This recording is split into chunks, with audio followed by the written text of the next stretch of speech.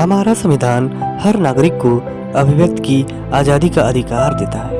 मतलब देश का हर नागरिक किसी भी विषय पर अपनी बात रखने और उसे दूसरों के साथ साझा करने का अधिकार रखता है। लेकिन यह भी देखा गया है कि सूचना और पारदर्शिता के बिना अभिव्यक्ति की आज़ादी अधूरी रहती है। इसलिए सरकार 2005 में सूचना का अधिकार कानून लेकर आई।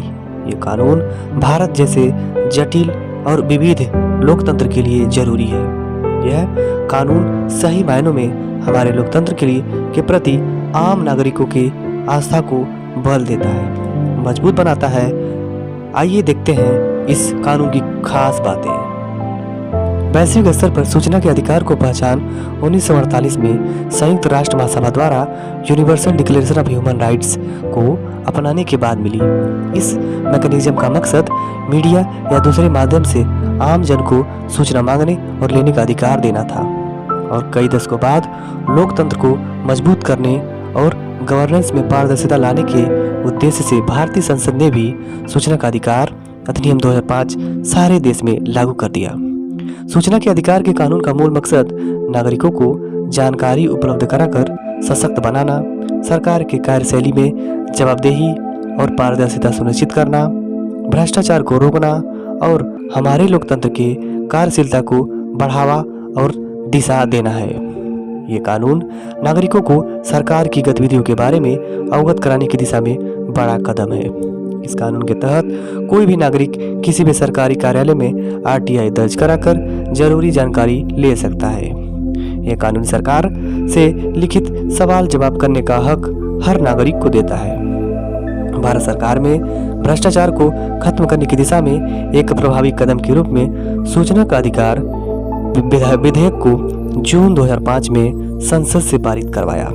जुलाई 2019 में इसमें संशोधन कर कमियों को दूर किया गया। अब जानते हैं कि इस कानून की बड़ी बातों को। आरटीआई के अंतर्गत सभी संवैधानिक निकाय, संसद और राज्यसभा के अधिनियमों द्वारा गठित संस्थान और निकाय शामिल हैं। आरटीआई एक्ट के अंतर्गत वो सभी विभाग शामिल हैं जो सरकारी आदेश से बने हैं या सरकार से वित्तीय सहायता लेते हैं। आवेदक को 10 रुपए का आवेदन शुल्क देना पड़ता है।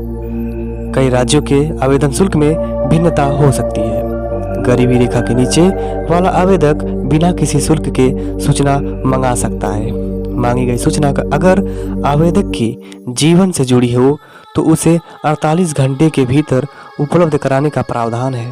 प्राप्त सूचना से असंतुष्ट होने की स्थिति में आप स्थानीय से लेकर राज्य और केंद्रीय सूचना आयोग में अपील कर सकते हैं। इस एक्ट के अनुसार केंद्रीय स्तर पर एक मुख्य सूचना आयुक्त और 10 या 10 से कम सूचना आयुक्तों की सदस्यता वाले केंद्रीय सूचना आयोग के गठन का प्रावधान है।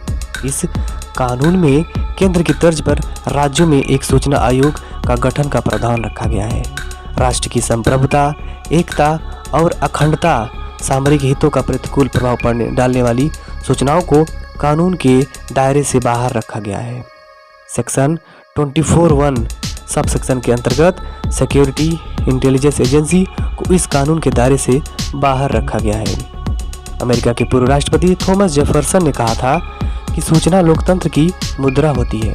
सूचना किसी भी जीवंत सभ्य समाज के उद्भव और विकास में महत्वपूर्ण भूमिका अदा करती है। Thank you. मिलेंगे नेक्स्ट वीडियो में। धन्यवाद।